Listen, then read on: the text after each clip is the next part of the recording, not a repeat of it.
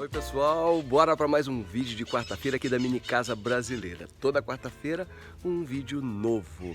Eu que sempre entrevistei as pessoas como jornalista, agora estou voltando a ser celebridade, mesmo não trabalhando, porque as pessoas querem me entrevistar, saber como é que é essa história de você ter imóveis pequenos que geram renda passiva, que permite a você não trabalhar, né? Não trabalhar para patrão. Então veio um representante de uma empresa de consultoria em negócios para saber como é que eu penso, como é que eu ajo, como é que eu me comporto e como é que eu consegui sair da corrida dos ratos investindo em imóveis pequenos, né? Quem me acompanha sabe que eu adoro investir em kitnets e agora com a Mini Casa o sucesso é ainda mais interessante. Vamos assistir essa entrevista aí. Olá, amigos da 4F Consultoria, tudo bem? Como nós anunciamos para vocês, hoje nós estamos aqui com a ilustre presença do nosso primeiro entrevistado do ciclo de palestras da 4F, jornalista César Barroso. Obrigado pela oportunidade.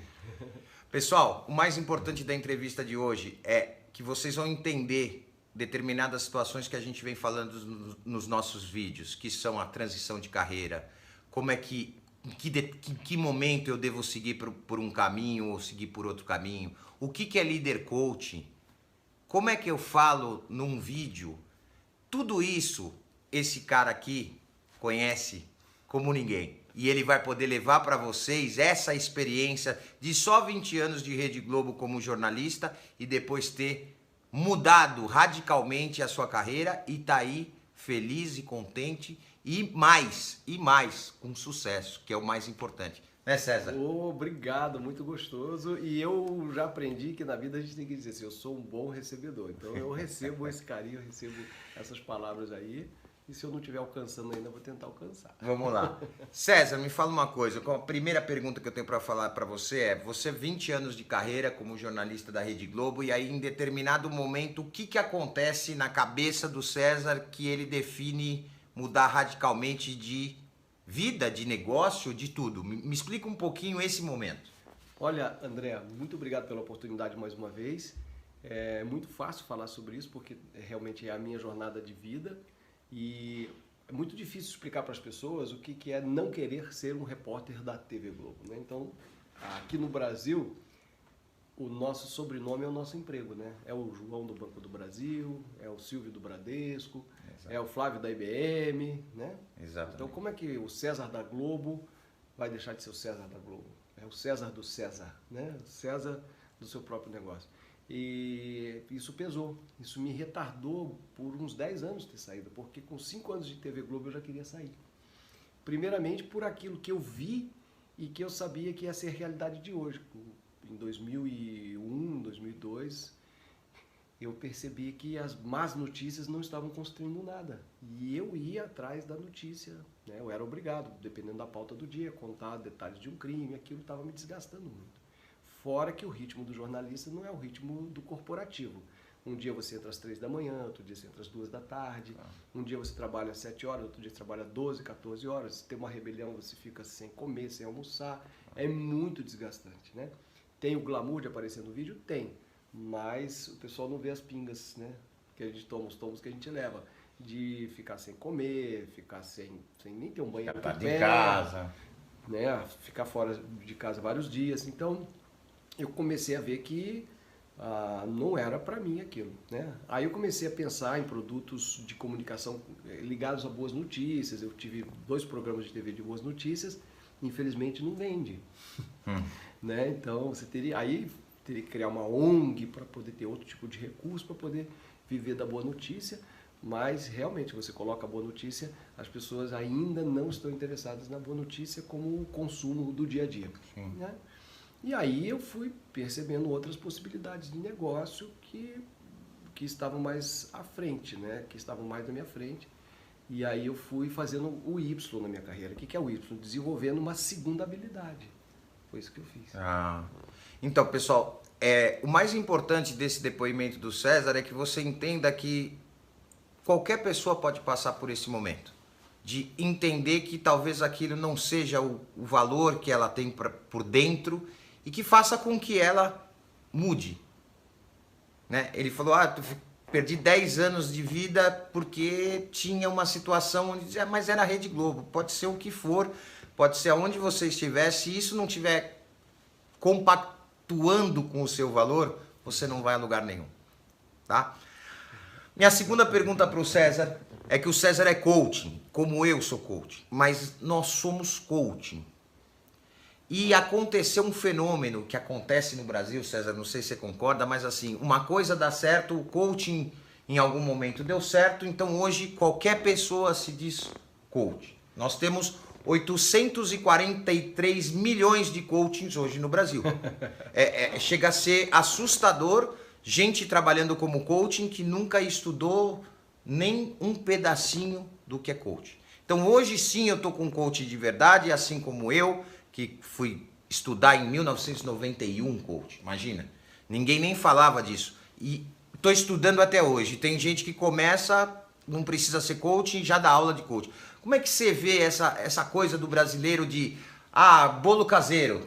Abriu 50 lojas de bolo caseiro. Barbearia do futuro, abriu 800 lojas. E o coaching, até outro dia a menina brincou comigo na internet e disse assim pra mim, mente vazia é mente pro coaching, vamos estudar. Como assim? Eu falei pra ela.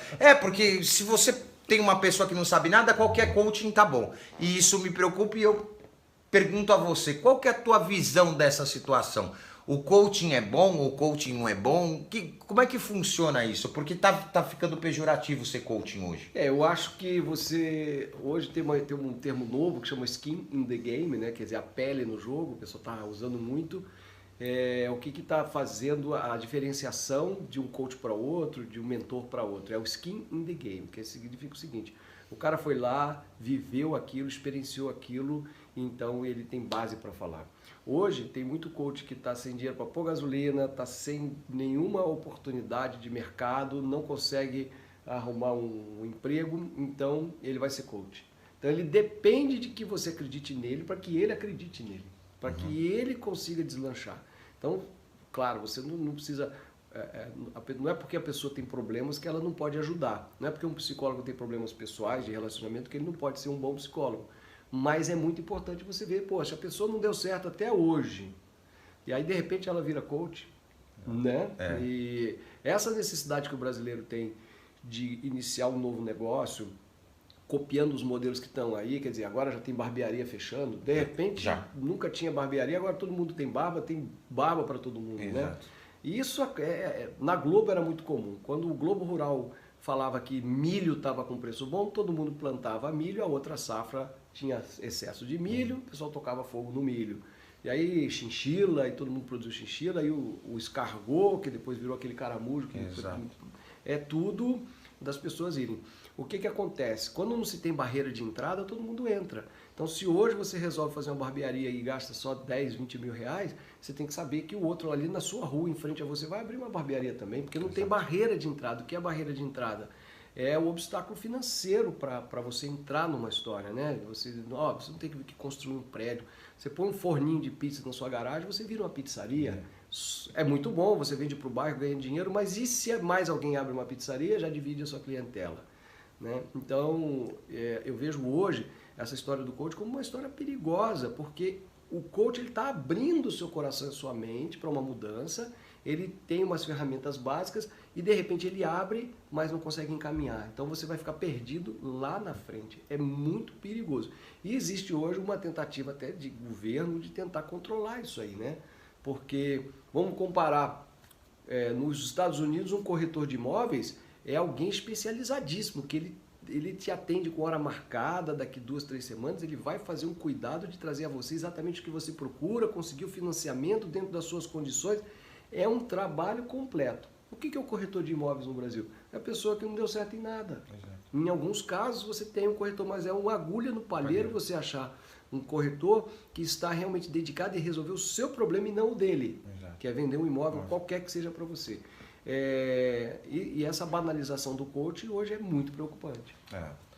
Pessoal, isso aí a gente já tinha comentado no nosso primeiro vídeo, mas eu queria trazer para vocês um depoimento de alguém também como eu que estudou sobre o assunto coaching, né? E mostrar para vocês que existe ainda a necessidade de se ter um coach. O problema é quem escolher, como escolher, mas existe a necessidade. As ferramentas, como o César falou, os caminhos que ele pode te determinar são essenciais. Mas cuidado, pesquise, pergunte, busque na internet pessoas que realmente têm uma condição de poder te ajudar e não simplesmente o treinamento onde você pode pular do alto do prédio e sair voando, que é muito, como o César falou, muito perigoso, esse tipo de coisa. Você, por exemplo, você é um coach que você consegue fazer as pessoas, os seus clientes, né, que eu já acompanho, irem desenvolvendo uma compreensão dos passos que ela precisa dar para chegar, mas você também faz a mentoria. Por quê? Porque você é skin the game, você está no dia a dia das empresas, está no dia a dia da batalha, do sofrimento das empresas. Então você também fala assim, André, você pode me dar um conselho pragmático para resolver uma situação pontual? Skin the game. Exato. Você já tem experiência, você vai lá e fala, pronto, vai ali, faz isso aqui. Por que você tem essa autoridade para fazer isso? Por que o André Figueiredo tem essa autoridade para fazer isso? Porque está na batalha, está sabendo como é que as coisas funcionam. Não resolveu usar só umas técnicas de perguntas e respostas para poder fazer a pessoa chegar numa conclusão. E o que é perigoso, a pessoa pode chegar numa conclusão que não vai adiantar o lado dela, pode atrasar em alguns anos o lado dela, e ela está achando que ela está certa. Exato, é isso mesmo.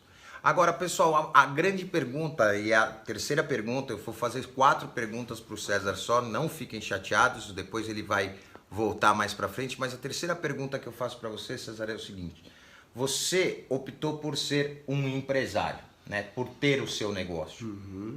Você poderia ter ido trabalhar como jornalista, talvez numa outra emissora, né? Mas o que te fez, depois dessa transição, querer ter o seu negócio? Aonde você encontrou esse valor de querer ter o seu negócio próprio e não voltar para o mundo corporativo, talvez para uma outra emissora ou talvez para uma mídia escrita, não sei. Isso, muito boa a sua pergunta.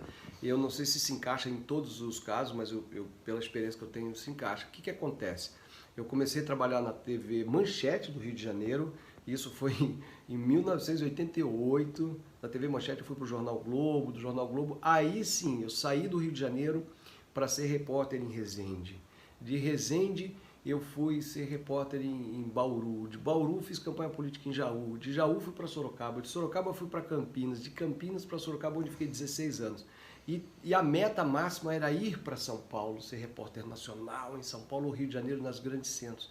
E eu já feliz morando em Sorocaba, falei, meu Deus do céu, essa é a minha meta, ir para uma grande cidade, pegar engarrafamento, ficar nesse sofrimento. E quantas pessoas hoje, por causa de um emprego, não são obrigadas a deixar suas famílias numa cidade, passar a semana fora de casa por causa do emprego? E não é na crise ou na situação favorável. Se tem um emprego melhor quando o país está bom, a pessoa vai para o emprego melhor, mas se afasta da sua família, se afasta da sua casa, do seu conforto, deixa de fazer academia, deixa de fazer um curso, porque fica no tempo todo no deslocamento ou fica afastado. Ou se vem uma crise, né, como acontece no Brasil de vez em quando, a pessoa tem que buscar um emprego em outra cidade. Então ela sai daquela cidade para um emprego que paga menos, mas é a única opção, né? Depois de ficar um ano, 2 desempregados ou 2 desempregados, a pessoa vai para outra cidade. E eu percebi isso. Eu ia ficar indo, talvez indo, voltando para São Paulo, ou talvez dormindo a semana lá, numa kitnet, num hotel, numa república, por causa do emprego. Até quando? E quantas vezes mais eu ia precisar mudar de cidade, porque a Globo tem essa característica dos repórteres ficarem circulando. E eu observei os meus colegas repórteres, já também com 20 anos, continuam morando em apartamentos improvisados, sem mobiliar, o dia inteiro na emissora, sonhando com a oportunidade de ser um jornalista dos poucos que tem no Brasil, os 10 ou 20 muito bem remunerados, né? E eu falei, não, eu quero viver minha vida, eu quero ter meu tempo para mim. E eu até comento, André, minha irmã se preocupava, porque tanto você lê livros sobre ócio, porque o Brasil é trabalhista, né? Todo mundo trabalha, pai trabalha, mãe trabalha. Então, para onde você olha, você tem gente trabalhando. Então, assim, como é viver com tempo livre, né? E a minha maior preocupação era o tempo livre. O que eu ia fazer com o tempo livre? Será que eu ia contemplar borboletas? Onde que estão as pessoas? Quem são as pessoas com tempo livre hoje? São pessoas que têm uma conotação pejorativa. É o aposentado e o desempregado. Ninguém quer ser aposentado assim, olha, você não serve mais. Obrigado pela sua contribuição. E ninguém quer ser desempregado. Então, o tempo livre, ele não tem valor. Ele só tem valor quando a pessoa envelhece, que ela fala, caramba, eu não tive tempo para mim. Ela precisa ver isso no leito de morte. Eu não vi antes, porque eu sou jornalista, tenho muito acesso à informação. Então eu falei, não, eu quero ter tempo livre. Para quê? E o mais interessante, viu, André? Para quê? Essa é a pergunta de vários cursos que eu fiz sobre mente milionária, segredos da mente milionária. O que você faria se você tivesse todos os recursos financeiros disponíveis? Eu praticaria mais exercícios físicos para diminuir minhas dores de coluna, minha falta de preparo físico. Eu faria minha própria comida, porque eu tenho triglicérides altos, colesterol alto, então eu preciso comer melhor. Eu meditaria mais, eu estudaria mais. 4 coisas que não demandam dinheiro. Exato. Mas o que é caro nisso aqui? É o tempo que eu tenho que comprar para ter isso. Tive que comprar minha alforria, a minha carta de alforria. Meus dias de sol, ou de chuva, ou de frio, não são entregues a uma corporação, eles são meus, eu não sei quanto tempo eu tenho de vida. Então, eu acordo e eu não vou, a partir das 8 da manhã, entrar dentro de uma sala, não cabe mais na minha mente, entrar numa sala e ficar dedicado a desenvolver o negócio de uma outra família. Claro. Então, eu vou desenvolver o negócio da minha família, mesmo que seja vender suco, mesmo que seja vender mel de porta em porta, mesmo que seja pedir dinheiro no semáforo. Eu vou me adequar, viver com menos, mas os meus dias são meus, eu tenho que fazer. Então eu tenho a minha horta, eu tenho o meu crossfit, eu tenho a minha meditação, eu tenho a minha culinária que eu faço com toda a calma. Você já viu minhas cozinhas em casa, são amplas, grandes. Então eu precisei me preparar para merecer e não pirar com o fato de que todo o meu tempo é para mim. Interessantíssimo. Interessantíssimo, interessantíssimo. E aí, pessoal, a gente começa a perceber o seguinte, que você precisa ter dentro de você, não é a vontade de ter o seu negócio. Você precisa ter muito bem definido, como o César falou aqui para nós, o que você quer da vida. Qual é o seu propósito? Isso que é o propósito que os coachings por aí falam, que eles nem sabem o que eles estão falando, mas esse é o propósito. O propósito dele fica claro aqui para nós o que ele queria. Ele queria o tempo livre para ele, para o negócio dele, para a família dele. Esse é o propósito dele. Agora, o que ele vai fazer para ter esse tempo livre, o que custa caro, ele que vai determinar, mas ele já sabia o que tinha que fazer. E a minha última pergunta para ele é muito simples, e é uma coisa que eu já sei que ele está fazendo, porque ele tem produtos digitais também, né? Mas quando eu falo para vocês também, muita gente ainda tem dúvida, produto digital, compra pela internet, mas isso vai dar certo, não tem com quem eu falar. Pessoal, isso é exatamente a mesma coisa do que era lá no passado a própria internet. Ah, isso não vai funcionar, isso não consigo. Hoje a gente tem portais aí de venda de qualquer tipo de produto, né? E inimaginável há 20 anos atrás que isso pudesse acontecer. E agora nós estamos entrando numa era de mais e mais produtos digitais. E os produtos digitais, basicamente, pessoal, são treinamentos, cursos e palestras, né? E a minha pergunta para o César é muito simples. Eu sei que ele tem os dele e depois aqui no final dessa entrevista ele vai falar uma série de coisas dos negócios dele que eu acho importante que vocês conheçam, né? Mas a minha pergunta é, essa tendência do produto digital, ela pode correr o mesmo risco daquilo que a gente falou antes, da barbearia, ou do bolo, ou dos coachings, ou não? Porque a diversificação do produto digital é inimaginável. O que você acha, César? Olha, André, eu tenho uma resposta com base para falar para você. Sorocaba é a sede de uma das empresas que hospedam cursos online, que é a Eduz. Só para você entender, quem não conhece, existe a Hotmart, onde você vai lá, hospeda na plataforma, a pessoa pega o link, vai lá e compra o curso, e aí ali vai sendo liberado os módulos e tal. E a Eduz também faz isso. Então, teve um evento da Eduz e eu pude entrevistar o dono da empresa, né, numa live que eu fiz para mim mesmo, ali para o meu grupo ali de investidores e tal. E aí ele falou, olha, o mercado até agora não atingiu 5%. Nossa. Entendeu? As empresas não estão vendendo seus cursos ainda. As empresas não entraram. Aí, tá bom, passou essa informação dele. De repente, um amigo meu, lembrando dessa conversa, me manda, César, olha só, a Faber-Castell lançou o curso de desenho. Falei, mas é óbvio que eu vou comprar o curso de desenho de quem vende o lápis. Claro. Vai ser o melhor curso de desenho. Esta semana, sabe o que eu vi por R$380? o curso da Ana Maria Braga de como fazer arroz e feijão. A Ana Maria Braga já ganha muito dinheiro, mas talvez ela ganhe muito mais dinheiro porque ela já tem o skin the game, ela já tem o nome no mercado e ela vai lançar. Então a gente ainda vai se surpreender que a Leroy Merlin lance cursos online de como usar os produtos dela. Exato. Né? Todas as empresas ainda vão entrar. Então, quer dizer, por exemplo, se você for pensar que as empresas ainda vão entrar, quem serão os profissionais que vão se aproximar dessas empresas para oferecer uma proposta de montar um curso, criar tráfego, atrair pessoas para comprar o curso? É um novo nicho de trabalhadores que ainda não existem. Quer dizer, eu falo isso porque meus colegas jornalistas, de todos os que eu conheço, que eu trabalhei, e são dezenas, talvez mais de uma centena, muitos estão desempregados, não por incompetência, porque as vagas para o jornalismo, como ele é feito diário, elas deixaram de existir.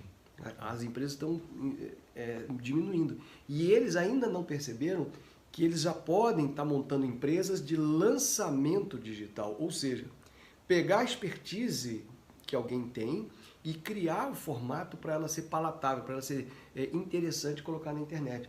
Quanta gente a gente conhece que não faz nem ideia de como colocar o conhecimento para os outros. Ou seja, quem está colocando conhecimento e está conseguindo vender é porque realmente tem um poder de convencimento e um conteúdo para entregar. Mas tem muitos aventureiros que aprenderam a fórmula, a técnica de colocar a ideia deles ali para você, mas não tem o conteúdo. E imagine quando você encontrar um jornalista que está desempregado, uma pessoa que sabe lidar com a comunicação e pegar um físico de 60 anos para falar sobre física, né? Esse físico, ele não vai saber pegar uma câmera, abrir a plataforma da Eduz, fazer subir o vídeo dele ali, fazer as chamadas, as estratégias de convencimento para aquilo que é verdadeiro. Essa pessoa ela vai ter que receber um apoio, né? Comigo aconteceu assim. Eu, de repente, uns lançadores me descobriram, falaram, cara, o seu produto é fantástico, então vamos lançar. E aí a gente lançou e vendeu mais, e cada vez que lança, vende mais, porque a gente vai aprimorando, vai criando autoridade e vai fazendo o quê? Tráfego pago. E, né, o tráfego pago traz mais pessoas e o sistema da internet ela vai achando as pessoas que tem a ver com aquilo em cada canto do Brasil.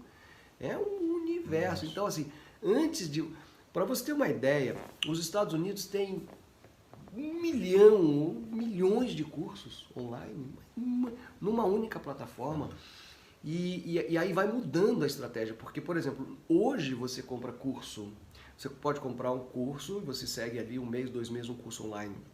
Mas nos Estados Unidos, a mudança do mercado, que é gigantesco, ela vem em ondas. Então as pessoas criam até planilhas Excel para colocar os cursos que elas estão fazendo. Então, quem compra um curso de ginástica não compra só aquele, ele compra todos, porque ele quer ter certeza de que ele cercou o assunto.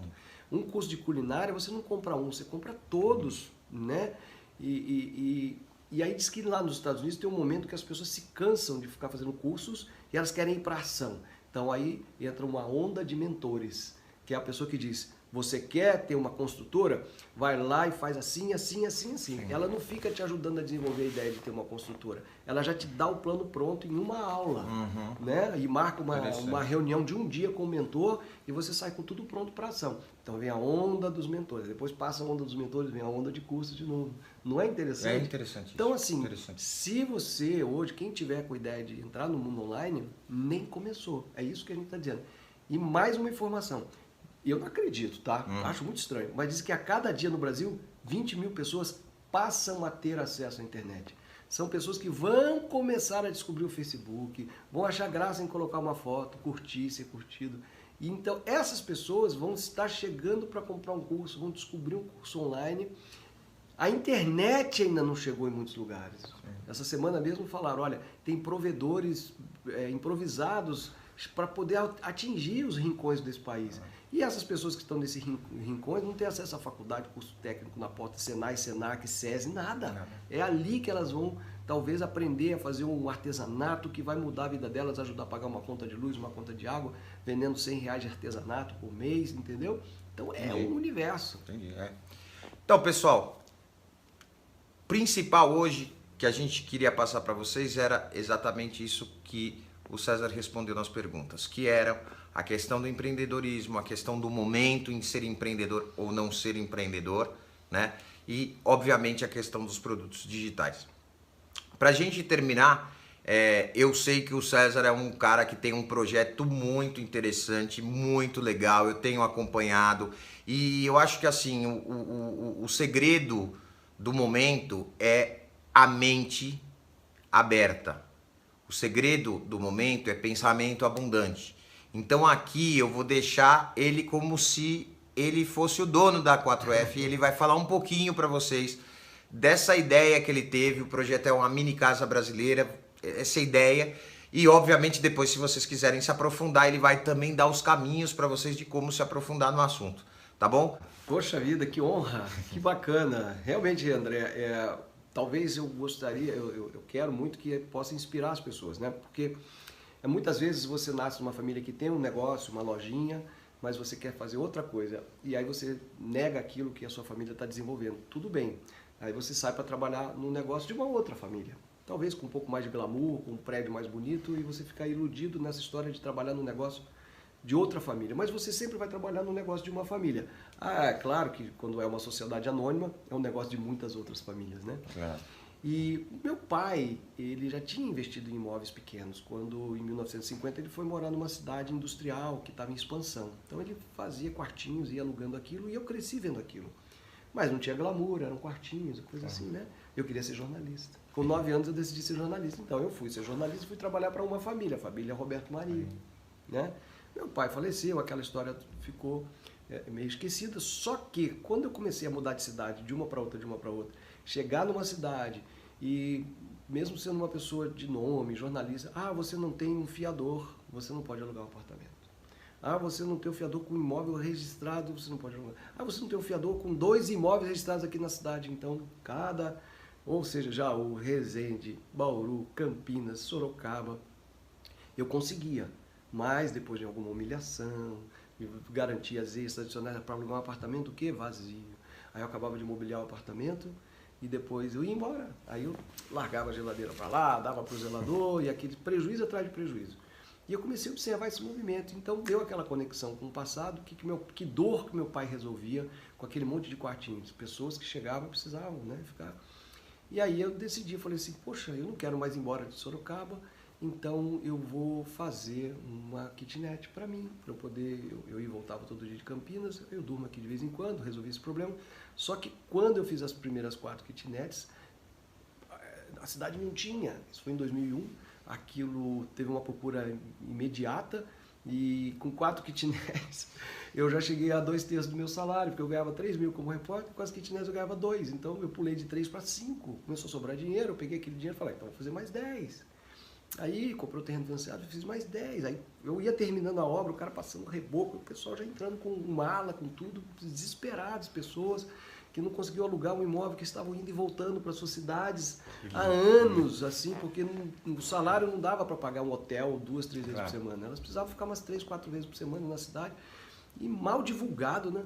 Aí falou, opa, aí vendi o meu apartamento que eu tinha no Rio, fiz mais 10. Fiz o acordo com a TV, fui fazer uma campanha política e fiz mais 10, mais 10. Aí pronto, depois de 48 apartamentos eu atingi uma estabilidade, uma maturidade. Como jornalista consegui divulgar muito bem, sempre gerando fila de espera para esses imóveis, sempre imobiliados para realmente resolver a dor dessas pessoas.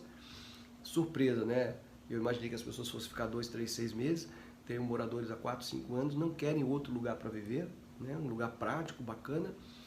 E aí eu encontrei uma empreendedora que ganha prêmios por vender produtos online. Ela disse, eu comecei a falar sobre como eu administro o meu negócio, ela falou, sabe que isso aí é um curso? Eu falei, um curso? Um curso de como viver de kitnets? Ela, o nome do curso, Viver de Kitnets. Aí ela me deu um treinamento básico, eu comecei a vender o curso pelo WhatsApp, começou a vir gente, todo mundo querendo investir em kitnets. E aí eu fui recebendo uma carga de responsabilidade, porque eu estava sendo desafiado por engenheiros e arquitetos, eu sou jornalista. E aí eu me defendi, às vezes até mal porcamente, eu falava assim, olha, eu tenho 48 kitnets, e você tem quantas? Aí o pessoal ficava quieto, assim, né?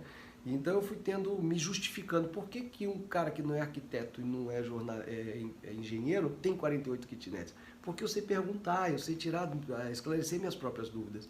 Então, quando eu comecei a esclarecer as dúvidas das pessoas, para que elas também trilhassem o mesmo caminho, rumo a essa chamada renda passiva, o dinheiro que trabalha para você enquanto você se diverte, eu descobri que tem um mundo muito grande. Aí eu lancei um curso de 40 horas. 40 horas de curso sobre investir em kitnet. Eu me convenci de que o meu curso realmente é necessário para quem não tem dinheiro e para quem tem. Porque quem não tem precisa saber como conseguir, eu ensino. E quem tem precisa saber como não desperdiçar. Entendeu? Então tem vários momentos em que você pode desperdiçar, seja na construção, na contratação da equipe, na divulgação, na decoração, no acabamento, né, na documentação. E então, assim, todo mundo que faz o meu curso gosta. Aí eu comecei a pensar, qual é a dor de você chegar na kitnet? Qual é a dificuldade? É a obra.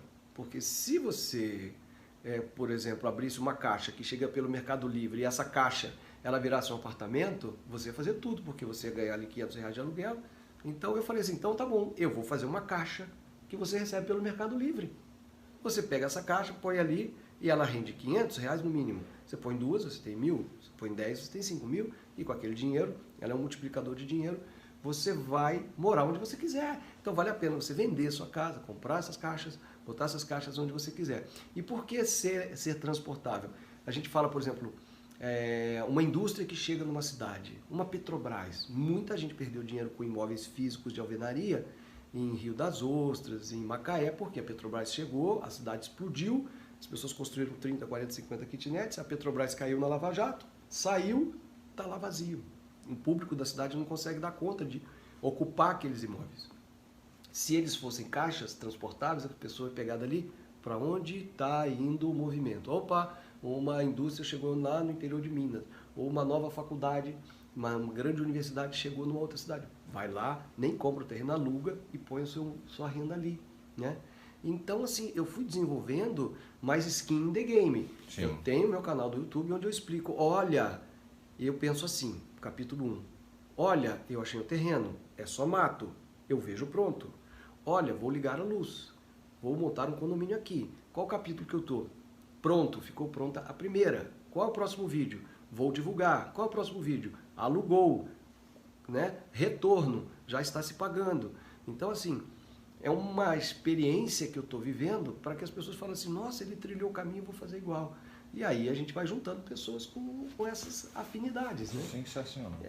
E eu estou muito feliz com isso, eu me alegro a cada momento, isso me cria ritmo de vida. Todo dia eu pulo da cama porque eu sei que quanto mais eu faço, mais eu ganho, sabe? Não é assim, fazer 5.000 reportagens e ganhar a mesma coisa. Eu fiz aí em 20 anos mais de 5.000 reportagens, quer dizer, um cara que saiu da Globo em 2013 ganhando R$5.000 de salário, fazendo 4, 5 reportagens por dia, quanto custava uma reportagem minha? R$20? Se você fosse dividir, né? Exato. Uns 20, R$30 uma reportagem, 50, né? Então eu ganhava, se você for pensar, pouco mais de R$100 por dia para trabalhar na TV Globo, e as pessoas achando que eu ganhava R$20.000. Exato. Todo mundo falava, você ganha R$20.000. Não. E eu ainda tinha a inveja e a cobiça do meu chefe pelo meu cargo, porque como eu tinha 16 anos de emissora, eu já tinha 3 quinquênios. O que quer dizer quinquênio? É um bônus a cada 5 anos que você tem de empresa. Esse bônus era de R$216. Então, eu em 15 anos eu acumulei menos de R$700 de bônus. E eles ficavam de olho nesse bônus, porque eu ganhava mais do que todo mundo. Então, hoje, quando eu faço uma kitnet transportável, eu já ponho na minha vida um bônus de R$600 no mesmo ano. Só que eu não faço uma, eu faço 2, 3, cada vez eu faço mais. E resolvo o problema das pessoas que precisam de uma moradia compacta, organizada, bonita, funcional, né? E a demanda é muito grande, porque a oferta de imóveis ela é aritmética. O que quer dizer? Quando você tem um momento de economia bacana, que está todo mundo construindo apartamentos e casas, por que isso não desestimula o mercado? Porque essa mesma abundância e prosperidade está gerando oportunidade para as famílias crescerem, terem filhos e filhos casarem e procurar novos lares. Então você lançou uma casa, tem mais 5, 10 famílias com capacidade de alugar aquela casa. Claro. Você lançou 10 casas, tem mais 100 famílias. E assim é na história da humanidade. Nunca vai ter moradia para todo mundo. Sempre vai ter gente que está adiando sair da casa dos pais, obrigada a conviver talvez num casamento abusivo, porque não tem condição de sair para um apartamento, porque o apartamento é caro, ou morando em república, vivendo aquela coisa de improviso. Essa é a minha história, quer dizer, eu sou skin in the game porque eu sou construtor, administrador, eu ensino porque acredito, né? Então eu mergulhei nesse sistema e uso toda a minha comunicação de TV Globo, toda a minha técnica de comunicação para fazer isso girar, né? E ensino todos esses segredos para as pessoas que também querem sair da famosa corrida dos ratos. Quando você fala assim, tô na correria, você está na corrida dos ratos. É simples. Corrida dos ratos, que os americanos falam, é rolling rat races. São as pessoas que gostam de dizer que não tem tempo. Exatamente. Eu indico até um filme chamado O Preço do Amanhã. Se você não assistiu, assista. É um momento em que as pessoas são pagas com tempo. O salário delas é pago em tempo. E aí um rapaz desse que está com o tempo acabando, quase morrendo, ele encontra uma pessoa que tem milhares de anos, porque é muito rica, ela tem muito tempo. E aí ela fala assim, vejo que você não é daqui. Por quê? Porque você anda muito rápido. César, querido, obrigado mais uma vez. Eu Queria que você deixasse aqui o teu canal para o pessoal. Opa, claro. Fala aí para nós o canal do YouTube. O nosso canal é o Mini Casa Brasileira. Aí, Mini Casa Brasileira. A primeira Mini Casa Brasileira. Pessoal, é a primeira Mini Casa Brasileira. O projeto é muito legal, é fantástico. Para você que está ainda na dúvida, é isso mesmo.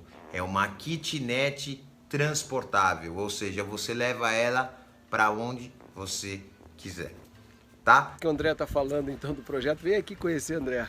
A gente falou do projeto, né? Falamos do projeto, estamos aqui para conhecer, muito legal. Eu vou dar uma entradinha com vocês rapidinho, mas é muito legal, tá bom? Vamos lá. Vamos lá.